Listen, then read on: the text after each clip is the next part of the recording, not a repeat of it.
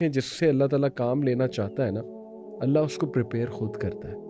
جیسے اللہ تعالیٰ نے موسیٰ علیہ السلام کی story such an amazing example.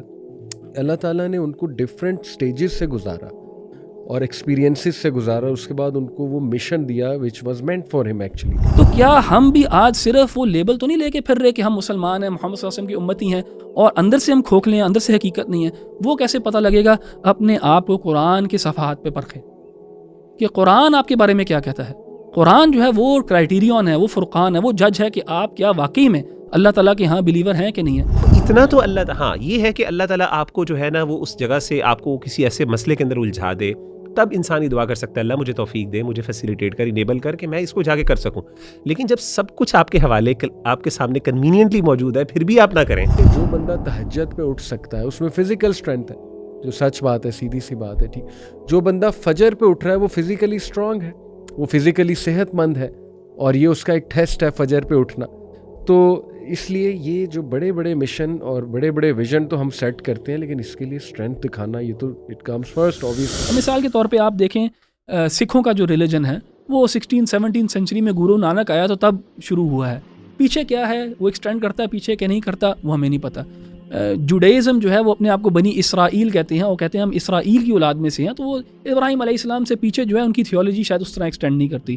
عیسیٰ علیہ السلام کا جو سپوزڈ فالوورز ہیں کرسچنز جو ہیں وہ کہتے ہیں کہ ہم بلیو کرتے ہیں کہ ہمارے سارے سنس جو ہیں فورگیون، اگر ہم بلیو کرتے ہیں کہ عیسیٰ علیہ السلام died for us on the cross.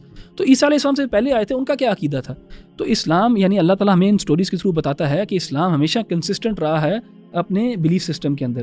اس کے بعد اللہ تعالیٰ نے ہمیں بتایا خاص طور پہ سورہ بقرہ کے اندر کہ پرانی امتیں جو ہیں، مسلمان امتیں جو ہیں، بلیورز جو تھے، انہوں نے کیسے ایکٹ کیا تھا. اور ہمیں جو ہے نا ایک ایڈوانٹیج ہے مسلمانوں کو بعد میں آنے میں. کیا ایڈوانٹیج ہے؟ ہمارے پاس مثالیں ہیں پچھلی امتوں کی، انہوں نے یہ XYZ انہوں نے مسٹیکس میک کی اور ہم وہ نہ کریں. مثال کے طور پہ کرسچنز نے کیا کیا، عیسیٰ علیہ السلام کے اسٹیٹس کو اتنا ایگزیجریٹ کر دیا، اتنا اونچا کر دیا کہ اللہ تعالیٰ کے ساتھ ان کو شریک ٹھہرایا.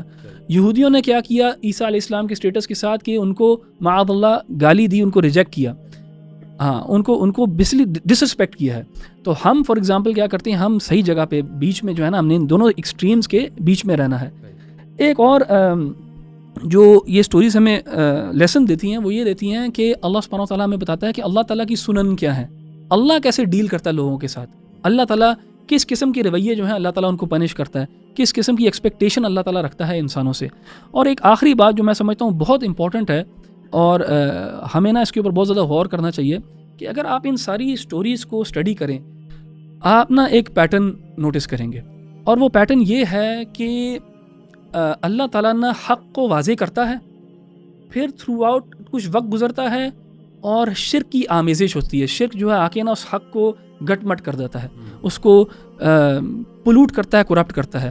یعنی نوح علیہ السلام کی قوم جو ہے انہوں نے شرک شروع کیا، اللہ تعالیٰ نے اس قوم کو ختم کر دیا. نوح علیہ السلام کے پھر آگے بلیورز رہے، لیکن پھر ان بلیورز کے اندر بھی آہستہ آہستہ شرک آ گیا.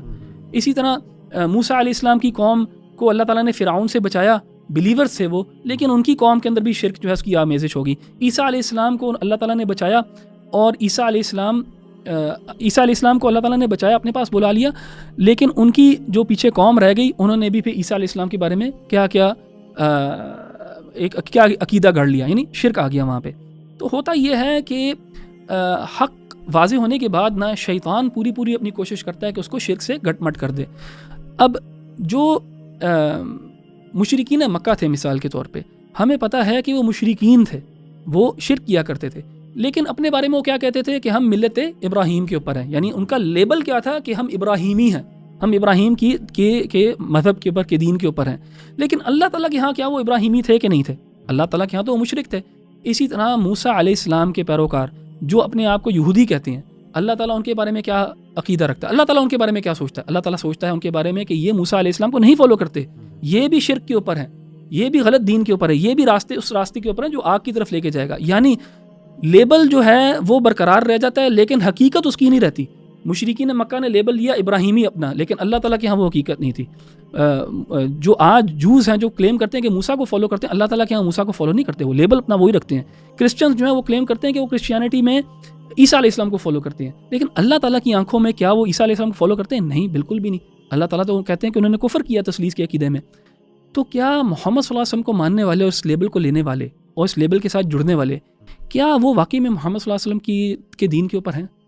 یہ بہت بہت اہم سوال ہے. تاریخ ہمیں بتاتی ہے کہ یہ بار بار ہوتا ہے کہ لیبل جو ہے نا وہ رہ جاتا ہے, حقیقت جو اللہ تعالیٰ کی حقیقت ہے وہ ختم ہو جاتی ہے. تو کیا ہم بھی آج صرف وہ لیبل تو نہیں لے کے پھر رہے کہ ہم مسلمان ہیں, محمد صلی اللہ علیہ وسلم کی امتی ہیں, اور اندر سے ہم کھوکھلے ہیں, اندر سے حقیقت نہیں ہے؟ وہ کیسے پتہ لگے گا؟ اپنے آپ کو قرآن کے صفحات پہ پرکھیں کہ قرآن آپ کے بارے میں کیا کہتا ہے. قرآن جو ہے وہ کرائٹیریون ہے, وہ فرقان ہے, وہ جج ہے کہ آپ کیا واقعی میں اللہ تعالیٰ کے ہاں بلیور ہیں کہ نہیں ہیں. تو اس چیز کے اوپر نا ہمیں بڑا غور کرنا چاہیے, اور یہ ساری باتیں جو ہمیں ان قصص سے ہی ملتی ہیں, انہی سے ہم لیسنز ڈرا کرتے ہیں. اور اس میں احمد بھائی ایک امپورٹنٹ چیز کہ محاسبہ نفس جو ہے نا وہ کی چیز ہے. بالکل. اگر ایک بندہ محاسبہ نفس مطلب if we do not stand in the possibility کہ ہم یار شرک کے اندر انوالو ہو سکتے ہیں. ہاں بالکل. یعنی وما یؤمن اکثرهم باللہ الا وهم مشرکون. ہاں بالکل. ہم میں سے ہر بندہ, یعنی یہ ہمارے ہاں ایک باقاعدہ اسکول آف تھاٹ بھی ٹو سرٹن ایکسٹینٹ پایا جاتا ہے کچھ لوگوں کے اندر. وہ یہ سمجھتے ہیں کہ یار مومن شرک کر ہی نہیں سکتا. یعنی جب آپ نے لا الہ الا اللہ کہہ دیا اب آپ توحید موحد ہیں, جو مرضی ہو جائے شرک نہیں کر سکتے. لیکن یہ آپ کی بات سے پتہ چل رہا ہے سبحان اللہ کہ یعنی ہر موقع کے اوپر انسان کو اپنا محاسبہ نفس کرنا چاہیے کہ وہ نہ صرف چھوٹے, وہ بندہ سمجھتا ہے یار چلو مجھ سے چھوٹے گناہ ہو رہے ہیں, اس کو کیا پتا ہو سکتا ہے وہ شرک کے اندر مبتلا ہو رہا ہو. بالکل. اور اس کو پتہ بھی نہ ہو اس بات. بالکل سبحان اللہ. جزاکم اللہ خیر. میں سورۃ القصص کی ایک دو آیات آپ کے سامنے رکھنا چاہتا ہوں, اور یہ جو آیات ہیں اس طرح کی میں سمجھتا ہوں قرآن مجید میں اللہ تعالیٰ جب بھی اللہ کے رسول صلی اللہ علیہ وسلم کے اسٹیٹس کو بیان کرتے ہیں تو کچھ جگہوں پہ اللہ تعالیٰ نبی صلی اللہ علیہ وسلم کو دلاسا بھی دیتے ہیں, آپ کی جو فضیلت بھی بیان کرتے ہیں, آپ کے جو ہے نا آپ کی اخلاق کے بارے میں بھی اللہ تعالیٰ کمنٹ کرتے ہیں. لیکن کچھ آیات ایسی بھی ہمیں ملتی ہیں جہاں پہ اللہ کے رسول صلی اللہ علیہ وسلم کی لمیٹیشنز کو بھی اللہ تعالیٰ ذکر کرتے ہیں. اور ان لمیٹیشنز کو ذکر کرنے کا بنیادی مقصد یہ ہے کہ ہم سب کو اس بات کی ریئلائزیشن ہو کہ اللہ کے سامنے نبی بھی وہ ایک عبد ہے. جیسے کہ اللہ کے رسول صلی اللہ علیہ وسلم کے بارے میں اللہ تعالیٰ نے کہا سبحان الذی اسری بعبدہ لیلا من المسجد الحرام. وہ اللہ کے غلام ہے, اللہ کے بندے ہیں, اور اللہ کے سامنے وہ اتنے ہی عاجز ہیں جتنے میں اور آپ عاجز ہیں. یہ الگ بات ہے کہ اللہ تعالیٰ نے ان کی فضیلت رکھی, اللہ تعالیٰ نے ان کو خیر البشر بنایا, اور اللہ تعالیٰ نے جو مقام اور مرتبہ دیا ظاہر ہے ہم اس کو اس بارے میں سوچ بھی نہیں سکتے. لیکن ہمیشہ اللہ تعالیٰ جہاں پہ ان کی فضائل اور مناقب ذکر کرتے ہیں وہاں پہ اللہ تعالیٰ ان کی لمیٹیشنز کو بھی ذکر کرتے ہیں. اور ایک لمیٹیشن جو بہت سبحان اللہ پروفاؤنڈ ہے جو ہمیں نظر آتی ہے وہ کہ اللہ تعالیٰ نے ہدایت اپنے ہاتھ میں رکھی ہے, اور نبی صلی اللہ علیہ وسلم جتنی مرضی کوشش کر لیں کسی کو ہدایت کے رستے پہ لے کے آئے وہ نہیں لا سکتے اگر اللہ تعالیٰ ہدایت اس کو دینا نہ چاہیں. تو یہ جو آیت ہے آیت نمبر 56, اس آیت کے کانٹیکس میں اللہ تعالیٰ فرماتے ہیں انک لا تہدی من احببت ولکن اللہ یہدی من یشاء. اے نبی صلی اللہ علیہ وسلم جس کو آپ پسند کریں, جس کو آپ چاہیں, آپ ان کو ہدایت نہیں دے سکتے. ولکن اللہ یہدی من یشاء, لیکن اللہ تعالیٰ جس کو چاہتا ہے وہ ہدایت دیتا ہے. وہو اعلم بالمہتدین, اور وہ خوب جاننے والا ہے کہ زیادہ ہدایت پانے والے لوگ کون ہیں. ہدایت کی دو قسمیں ہیں, ایک تو جسے کہتے ہیں ہدایت علم و ارشاد, اور ایک ہے وہ ہدایت توفیق و عمل. یعنی ایک ہے کہ انسان کو نالج مل جائے, تو نالج کے حوالے سے یعنی ایک عالم بھی ہدایت دے سکتا ہے, نبی صلی اللہ علیہ وآلہ وسلم بھی ہدایت دے سکتے ہیں. جیسے کہ قرآن مجید میں اللہ تعالیٰ نے نبی صلی اللہ علیہ وسلم کے حوالے سے کہا وَإِنَّكَ لَتَهْدِي إِلَىٰ صِرَاطٍ مُسْتَقِيمٍ. اے نبی صلی اللہ علیہ وسلم آپ لوگوں کو سیدھے رستے کی طرف ہدایت دیتے ہیں. تو یہ علم ہے کہ کسی کو بتا دیا جائے, کسی کو انفارم کر دیا جائے. لیکن دوسری چیز ہے توفیق, کہ انسان کو اس کے لیے فیسیلیٹیٹ کرنا یا انسان کو انیبل کرنا کہ وہ اس پر چل بھی سکے, کہ انسان کو طاقت دینا یا کیپیسٹی دینا کہ وہ اس پر عمل کر سکے. تو یہ چیز ہے ہدایت توفیق, یہ اللہ تعالیٰ نے اپنے ہاتھ میں رکھی. تو انک لا تہدی من احببت میں اللہ تعالیٰ نے یہ کہا, یہ والی ہدایت جیسے کہ علماء ذکر کرتے ہیں یہ ہدایت توفیق ہے, کہ یعنی اللہ کے رسول صلی اللہ علیہ وسلم نے اپنے چچا کے لیے ابو طالب کے لیے سب کچھ واضح کر دیا بالکل. یعنی ان کے سامنے ہی was living with the prophet صلی اللہ علیہ وسلم, وہ اپنی آنکھوں سے ان کے معجزے دیکھتے تھے, انہوں نے ان کے ساتھ پوری زندگی گزاری تھی. لیکن اپنی کچھ وجوہات کی بنیاد پر, وہ جو ان کی حمیت تھی قبیلے کی, اس کی بنیاد پر وہ نہ کر سکے یا انہوں نے نہ کیا وہ. تو اللہ تعالیٰ نے وہاں پہ اللہ کے رسول صلی اللہ علیہ وسلم انتہائی اس کے لیے تکلیف میں تھے, اور آپ کی چاہت تھی کہ میں کسی طریقے سے جو ہے یہاں تک آ کے میرے کان میں کہہ دیں کلمہ, تو میں اللہ کے ساتھ آپ کی باقاعدہ اللہ کی عدالت میں آپ کے حق میں جھگڑ لوں گا. لیکن بہرحال اللہ نے توفیق نہیں دی. اور اسی طریقے سے مثال ہمیں سیدنا ابراہیم علیہ الصلوۃ والسلام کی بھی قرآن مجید میں ملتی ہے کہ انہوں نے اپنے والد کو بڑی کوشش کی کہ اس طریقے سے ان کو ہدایت مل جائے, وہاں پہ بھی ہدایت نہیں ملی.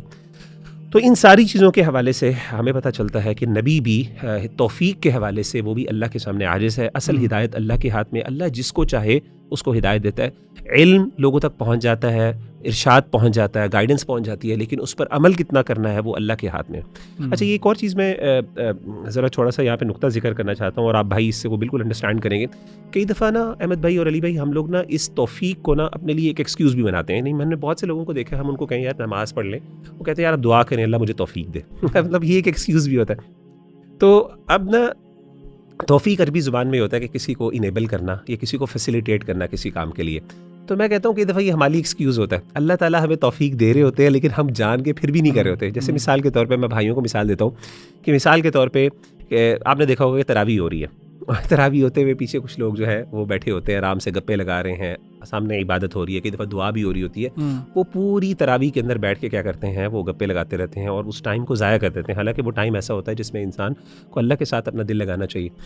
اچھا, جب ان سے بات کریں تو وہ کہتے ہیں کہ اللہ تعالیٰ سے دعا کرے مجھے توفیق ملے. اچھا, اب مجھے بتائیں کہ توفیق کا مطلب کیا؟ میں پوچھتا ہوں, کیا آپ چاہ رہے ہیں کہ اللہ تعالیٰ آسمان سے فرشتہ بھیجے, وہ آپ کو کانوں سے پکڑ کے وہاں پہ کھڑا کرے؟ یعنی آپ کے پاس وقت بھی ہے, آپ کے سامنے نماز بھی ہو رہی ہے, آپ کے پاس انرجی بھی ہے, آپ کے پاس ٹائم بھی ہے, آپ اس کے سامنے بیٹھے ہیں. یعنی اس سے زیادہ اللہ آپ سے کیا آپ توفیق ایکسپیکٹ کر رہے ہیں؟ تو اتنا تو اللہ ہاں یہ ہے کہ اللہ تعالیٰ آپ کو جو ہے نا وہ اس جگہ سے آپ کو کسی ایسے مسئلے کے اندر الجھا دے, تب انسان ہی دعا کر سکتا ہے اللہ مجھے توفیق دے, مجھے فیسیلیٹیٹ کر, انیبل کر کہ میں اس کو جا کے کر سکوں. لیکن جب سب کچھ آپ کے حوالے آپ کے سامنے کنوینئنٹلی موجود ہے پھر بھی آپ نہ کریں. آپ نے صدقہ کرنا ہے, آپ کے پاس پیسے بھی موجود ہیں, آپ کے پاس حالات بھی موجود ہیں, آپ کے پاس کوئی پرابلم بھی نہیں ہے اور آپ کے پاس اپرچونٹی ہے بڑی زبردست, پھر بھی آپ نہ کریں. تو آپ کہیں جی اللہ سے دعا کریں کہ اللہ توفیق, تو میں کئی دفعہ یہ ایکسکیوز کے طور پہ بھی یوز کرتے ہیں. تو اللہ توفیق دے رہا ہے لیکن اس توفیق کو لینا بھی ہمارا کام ہے انشاءاللہ. بارک اللہ فیک. جزاک اللہ خیر مغیرہ بھائی اینڈ احمد بھائی, very powerful points. My second reflection is from سورہ قصص ورس نمبر 14. موسیٰ علیہ السلام کے بارے میں اللہ تعالیٰ کہتے ہیں وَلَمَّا بَلَغَ أَشُدَّهُ وَاسْتَوَىٰ آتَيْنَاهُ حُكْمًا وَعِلْمًا وَكَذَٰلِكَ نَجْزِي الْمُحْسِنِينَ. And when he attained his full strength and was mentally mature, we bestowed upon him judgment and knowledge, and thus do we reward the doers of good. آج کل بڑا ایک انقلاب والا دور چل رہا ہے. Everyone wants to do something big. اور اچھی بات ہے یوتھ میں یہ سوچ آنا لیڈرشپ کی, کیونکہ youth should be the leaders, the future leaders. ہمارا بھی یہی ایک نعرہ ہے کہ رول ماڈلز کھڑے کرنا, لیڈرز کھڑے کرنا. تو اللہ سبحانہ تعالیٰ بڑی خوبصورتی سے اس میں کچھ لیڈرشپ کے ٹریٹس بھی بتاتے ہیں اور ایک بہت اہم نقطہ بیان کرتے ہیں اللہ سبحانہ تعالیٰ کہ دیکھیں, before doing anything you need to be prepared. Preparation and training کے بغیر کچھ نہیں ہو سکتا. Even the best of men جن میں بڑی خداداد صلاحیات تھیں, they went through a training, they went through a certain age, certain experience, اور اس کے بعد جا کے اللہ سبحانہ تعالیٰ نے ان سے وہ کام لیا. ایک تو یہ بات بھی ثابت ہوتی ہے کہ کام اللہ لیتا ہے. ڈونٹ بی ہیسٹی کہ میں کچھ بہت بڑا کر دوں. آپ اگر مخلص ہیں اللہ تعالیٰ کے سامنے پیش کریں اپنے آپ کو, روئیں اللہ کے سامنے, گڑ گڑائیں, اللہ سے مانگیں, لیکن پریپریشن از ویری نیسیسری. اب دیکھیں آج کل میں اپریشیٹ کرتا ہوں نوجوانوں کا یہ ویژن, یہ سوچ. میں اس کو ٹھیک ہے اس نظر سے نہیں دیکھتا کہ میں کہوں ڈسکریج کروں اس کو. اچھی بات ہے, people want to do something big, vision ہے ان کا اور دے وانٹ ٹو بی انقلابی, but they have to realise کہ ٹریننگ کیا ہے اور پریپریشن کیا ہے. اچھا دیکھیں, جس سے اللہ تعالیٰ کام لینا چاہتا ہے نا, اللہ اس کو پریپیئر خود کرتا ہے. جیسے اللہ تعالیٰ نے موسیٰ علیہ السلام کی story, such an amazing example. Allah تعالیٰ نے ان کو ڈفرینٹ سٹیجز سے گزارا اور ایکسپیرینسز سے گزارا, اس کے بعد ان کو وہ مشن دیا وچ واز مینٹ فار ہم ایکچولی. ٹھیک ہے, ایک تو اس سے یہ پتہ لگتی کہ پریپریشن اینڈ ٹریننگ. دوسرا اس میں کچھ ایسے اوصاف ہیں جو میں سمجھتا ہوں لیڈرشپ کے لیے بڑے امپورٹنٹ ہیں, جس میں سب سے پہلے جو ہے وہ اسٹرینتھ ہے, فل اسٹرینتھ. بلغا اشدہ, یعنی کہ فل اسٹرینتھ. دوسرا جو صرف نظر آتی ہے وہ آتی ہے واستوا, ایموشنل میچورٹی کہہ لیں, ایموشنل انٹیلیجنس کہہ لیں. تیسری جو چیز ہمیں نظر آ رہی ہے وہ یہ ہے کہ آتینا حکمن و علما, اور ہم نے جو ہے اس پر علم اور حکم نازل کیا, یا اس کو علم اور حکم جو ہے وہ ہم نے دیا. وَكَذَلِكَ نَجْزِي الْمُحْسِنِينَ. اصل میں علم اور حکم جو ہے یہ ایک نتیجہ ہے, یہ سرٹن ٹریٹس آپ میں ہوتے ہیں, یو فالو دوز ٹریٹس, اور اس کے بعد اللہ کی طرف سے ایک گفٹ ملتا ہے. Many people want to become wise. اور حکم اور علم ہے کیا, یہ بھی میں ایکسپلین کرنا چاہوں گا. ان شارٹ, علم تو از نالج آف دا دین, اینڈ حکم is the how to practically apply that knowledge. In short, اور بھی بہت سے اس کے جو ہے وہ مطلب ہو سکتے ہیں. حکمت کیا ہے, اس میں ججمنٹ آتی ہے, میچورٹی آتی ہے, but in short it is the right فہم کہہ لیجیے, یا right way to apply the knowledge, حکمہ. تو میں اس میں کچھ لاسٹ فیو پوائنٹس جو ہے وہ رکھنا چاہوں گا. سب سے پہلے یہ جو اللہ رب العالمین نے فزیکل اسٹرینتھ کی جو ہے نا وہ بات کی ہے. فزیکل اسٹرینتھ کیوں ضروری ہے؟ लीडरशिप के लिए. और it's not just physical strength, it is actually inner strength as well, because without this you will break. People, अब देखें ना, अल्लाह के नबी को भी अल्लाह ने कहा कुमिल लैला इल्ला कलीला, अल्लाह के सामने खड़े हो. देखे जो बंदा तहज्जुद पे उठ सकता है उसमें फिजिकल स्ट्रेंथ है, जो सच बात है, सीधी सी बात है, ठीक. जो बंदा फजर पे उठ रहा है वो फिजिकली स्ट्रांग है, वो फिजिकली सेहतमंद है, और ये उसका एक टेस्ट है फजर पे उठना. तो इसलिए ये जो बड़े बड़े मिशन और बड़े बड़े विजन तो हम सेट करते हैं, लेकिन इसके लिए स्ट्रेंथ दिखाना ये तो इट कम्स फर्स्ट ऑब्वियसली. उसके बाद जो है वस्तवा, इमोशनल बैलेंस है. और इमोशनल बैलेंस में क्या क्या आता है कि आप इम्पल्सिव नहीं हैं, आपको अपने इम्पल्सिव पे कंट्रोल है, आपको अपनी ज़बान पे कंट्रोल है, ठीक है.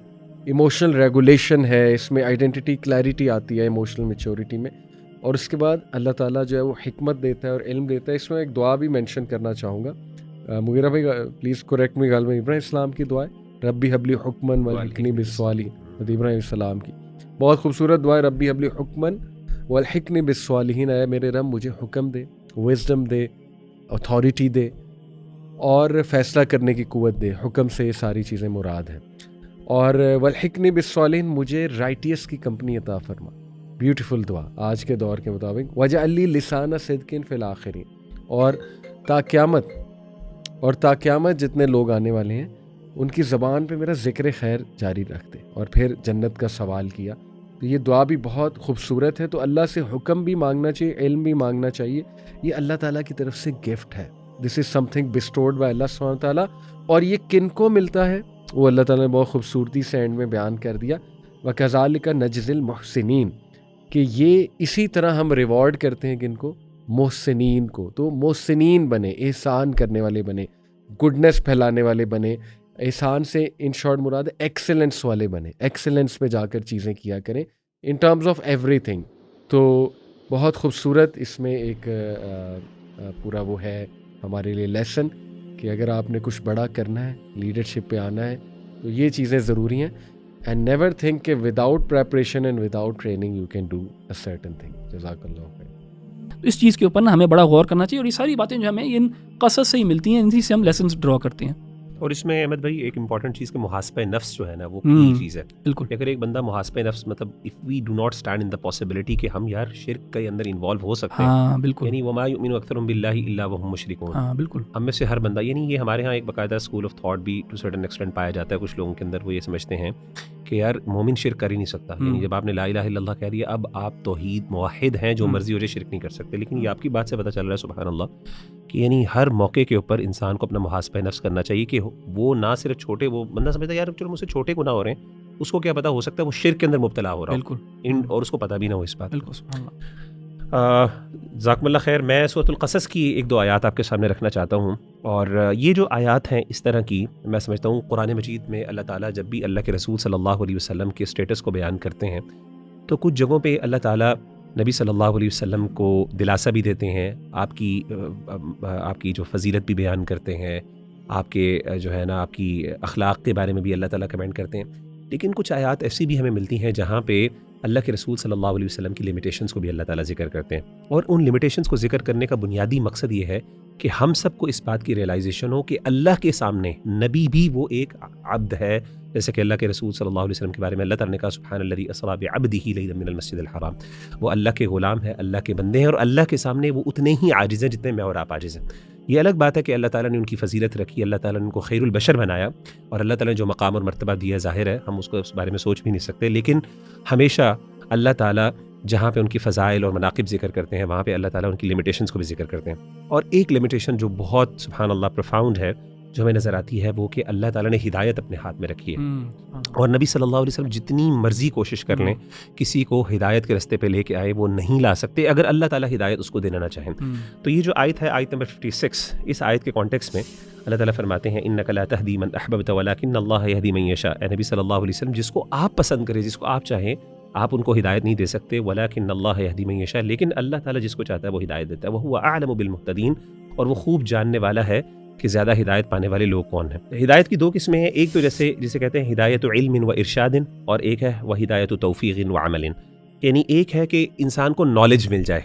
तो نالج کے حوالے سے یعنی ایک عالم بھی ہدایت دے سکتا ہے، نبی صلی اللہ علیہ وآلہ وسلم بھی ہدایت دے سکتے ہیں، جیسے کہ قرآن مجید میں اللہ تعالیٰ نے نبی صلی اللہ علیہ وسلم کے حوالے سے کہا وَإِنَّكَ لَتَهْدِي إِلَىٰ صِرَاطٍ مُسْتَقِيمٍ، اے نبی صلی اللہ علیہ وسلم آپ لوگوں کو سیدھے رستے کی طرف ہدایت دیتے ہیں۔ تو یہ علم ہے کہ کسی کو بتا دیا جائے، کسی کو انفارم کر دیا جائے، لیکن دوسری چیز ہے توفیق، کہ انسان کو اس کے لیے فیسیلیٹیٹ کرنا یا انسان کو انیبل کرنا کہ وہ اس پر چل بھی سکے، کہ انسان کو طاقت دینا یا کیپیسٹی دینا کہ وہ اس پر عمل کر سکے، تو یہ چیز ہے ہدایت توفیق، یہ اللہ تعالیٰ نے اپنے ہاتھ میں رکھی۔ تو انک لا تہدی من احببت میں اللہ تعالیٰ نے یہ کہا، یہ والی ہدایت جیسے کہ علماء ذکر کرتے ہیں یہ ہدایت توفیق ہے، کہ یعنی اللہ کے رسول صلی اللہ علیہ وسلم نے اپنے چچا کے لیے ابو طالب کے لیے سب کچھ واضح کر دیا بالکل، یعنی ان کے سامنے ہی was living with the prophet صلی اللہ علیہ وسلم، وہ اپنی آنکھوں سے ان کے معجزے دیکھتے تھے، انہوں نے ان کے ساتھ پوری زندگی گزاری تھی، لیکن اپنی کچھ وجوہات کی بنیاد پر، وہ جو ان کی حمیت تھی قبیلے کی، اس کی بنیاد پر وہ نہ کر سکے یا انہوں نے نہ کیا وہ، تو اللہ تعالیٰ نے وہاں پہ اللہ کے رسول صلی اللہ علیہ وسلم انتہائی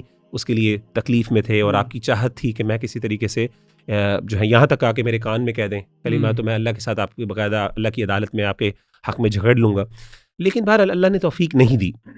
اور اسی طریقے سے مثال ہمیں سیدنا ابراہیم علیہ السلام کی بھی قرآن مجید میں ملتی ہے کہ انہوں نے اپنے والد کو بڑی کوشش کی کہ اس طریقے سے ان کو ہدایت مل جائے، وہاں پہ بھی ہدایت نہیں ملی۔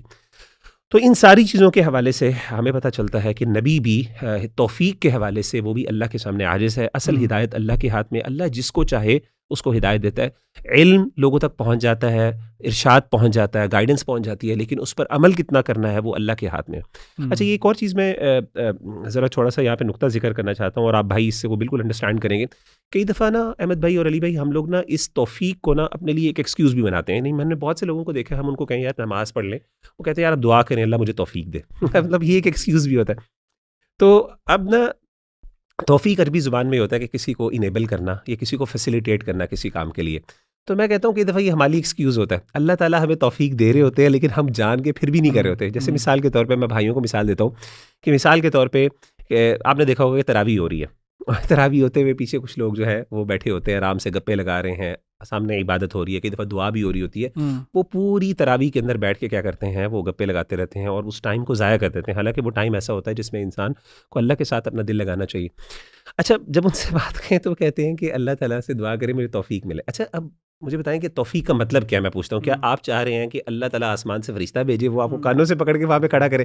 یعنی آپ کے پاس وقت بھی ہے، آپ کے سامنے نماز بھی ہو رہی ہے، آپ کے پاس انرجی بھی ہے، آپ کے پاس ٹائم بھی ہے، آپ اس کے سامنے بیٹھے ہیں، یعنی اس سے زیادہ اللہ آپ سے کیا توفیق ایکسپیکٹ کر رہے ہیں؟ تو اس کے بعد جو ہے وستوا ایموشنل بیلنس ہے، اور ایموشنل بیلنس میں کیا کیا آتا ہے کہ آپ امپلسو نہیں ہیں، آپ کو اپنے امپلسز پہ کنٹرول ہے، آپ کو اپنی زبان پہ کنٹرول ہے، ٹھیک ہے، ایموشنل ریگولیشن ہے، اس میں آئیڈینٹی کلیئرٹی آتی ہے ایموشنل میچورٹی میں، اور اس کے بعد اللہ تعالیٰ جو ہے وہ حکمت دیتا ہے اور علم دیتا ہے۔ اس میں ایک دعا بھی مینشن کرنا چاہوں گا، مغیرہ بھائی پلیز کریکٹ می، غالب ابراہیم السلام کی دعا ہے، ربی حبلی حکمن والحقنی بالصالحین، حضرت ابراہیم السلام کی بہت خوبصورت دعا ہے، ربی حبلی حکمن والحقنی بالصالحین، اے میرے رب مجھے حکم دے، وزڈم دے، اتھارٹی دے اور فیصلہ کرنے کی قوت دے، حکم سے یہ ساری چیزیں مراد ہیں، اور والحقنی بالصالحین مجھے رائٹیس کی کمپنی عطا فرما، بیوٹیفل دعا آج کے دور کے مطابق، واجعل لی لسان صدق فی الآخرین،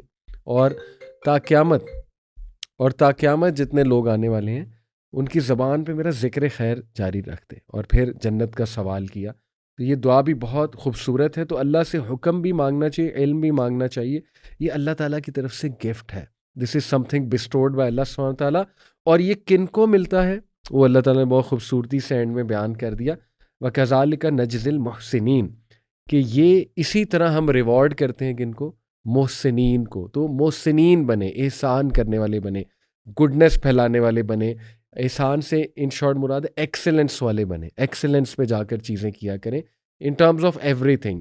تو بہت خوبصورت اس میں ایک پورا وہ ہے ہمارے لیے لیسن کہ اگر آپ نے کچھ بڑا کرنا ہے، لیڈرشپ پہ آنا ہے، تو یہ چیزیں ضروری ہیں، اینڈ نیور تھنک کہ without preparation and without training you can do a certain thing. جزاک اللہ خیر۔